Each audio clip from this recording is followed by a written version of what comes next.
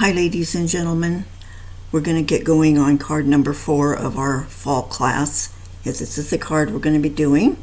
It's using the Colorful Seasons stamp set, which does the leaves.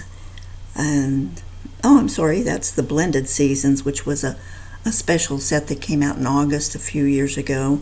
It's since retired. It was only available that month. And we're also using Colorful Seasons for this particular leaf, and I thought it was still available, but it's not. A great set if you can ever get your hands on it. Let me show you. Looks something like this, and it has so much in it, just lots and lots of things, and lots of greetings, lots of dies. So anyway, that's what we're using. Go ahead and get your kit out, and we'll go over it. You have, of course, your card base, and this one I did in a sandwich board. Okay, so I hope you like that. I do. I for some reason, I'm just kind of fond of it, and I don't use it very often, so I've been using it a little bit lately. Okay, so we have our card base.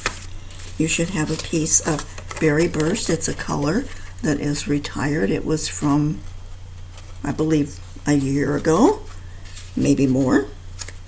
That's going to layer on top of our card base.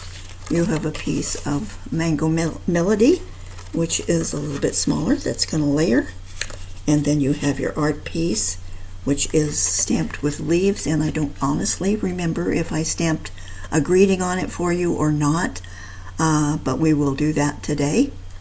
So that is that. I'm going to go ahead right now and get the Stamp-A-Ratus out, and we're going to stamp the greeting on this.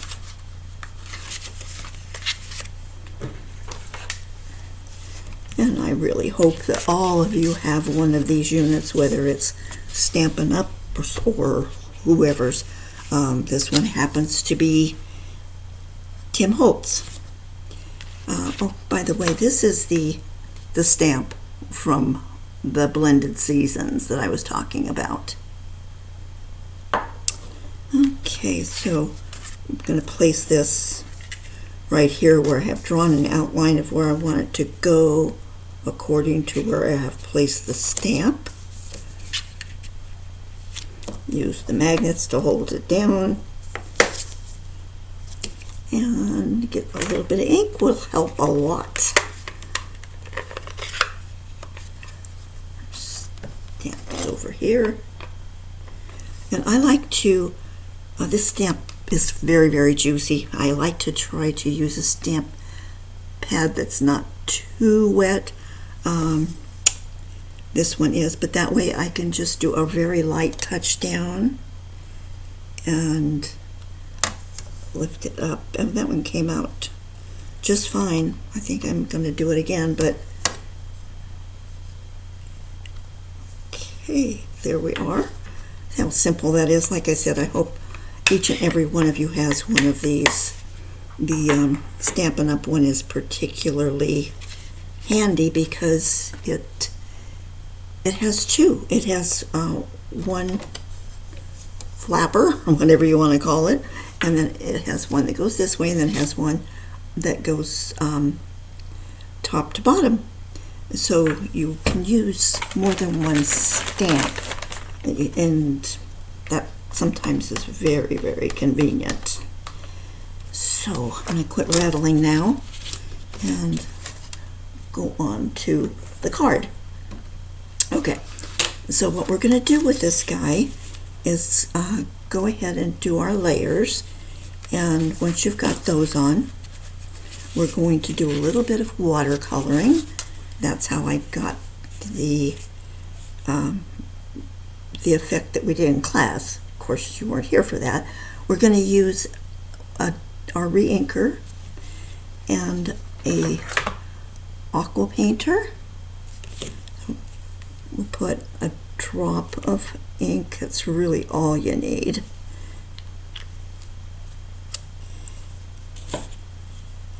And your painter. Put a little bit of water in here. You don't want to actually put it on the ink because you want to leave the availability of getting darker and lighter shades. And this is going to be kind of sloppy because I want it to look like watercoloring as much as possible. So my first step is going to be to color the leaves in their entirety, and if I have blotches, I'm not going to necessarily smooth them out. I want to leave splotches. Like I said, I want it to look like real watercoloring. I may not even try to stay within the lines. Okay, like that. This little guy over here. I hadn't thought about it until just this instant. I could have made these leaves different colors. But too late now.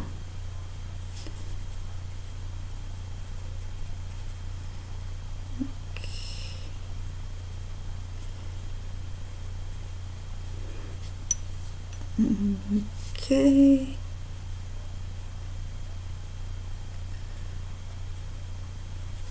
I'm going to pause the video so that you ladies and gentlemen don't have to sit here and watch me color for 15 minutes, and I will be back. Okay, ladies, just to finish this up now, I'm going to get a little bit more color on my pen and try to put some darker areas in my leaves, just so they look a little more realistic and not so flat. Kind of don't let that scare you. If you get a big dark spot like that, it will level out when it dries. This one. Also in your kit you should have a couple of leaves that have been cut out with gold foil paper, and I'll show you what we're going to do with those. And I got a drip.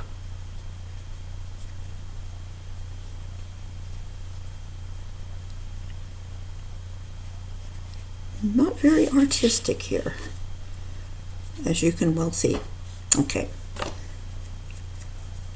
that's enough of that. I got drip there too. Must have been dripping out of this part of my pen.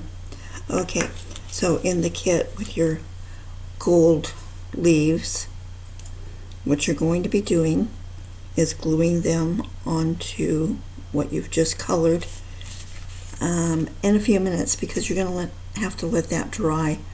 So we'll get our layers out and put those together while that has a chance to sit there for a minute.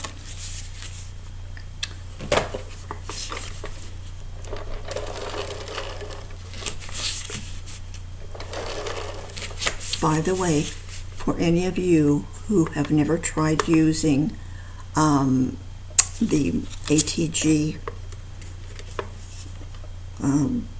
unit for your adhesive, it's fantastic, absolutely fantastic, my opinion anyway. And if you should want to buy one, let me know. I can get them a really, really good price, so let me know if you want to try one out. Okay, you're going to layer your Berry Burst onto the white, and if you need to trim your white, go ahead and do that. I don't know what the deal is. This package must have been cut a little bit odd, because they all seem to need a little bit of trimming. So I'm going to trim.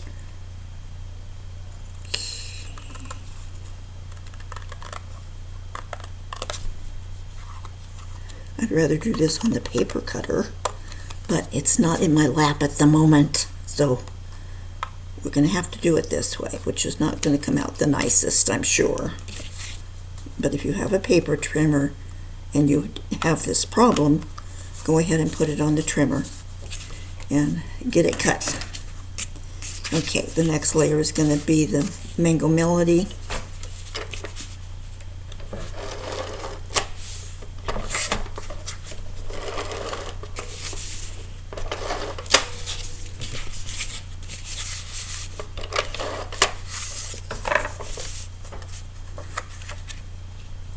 has about 1/4 of an inch reveal.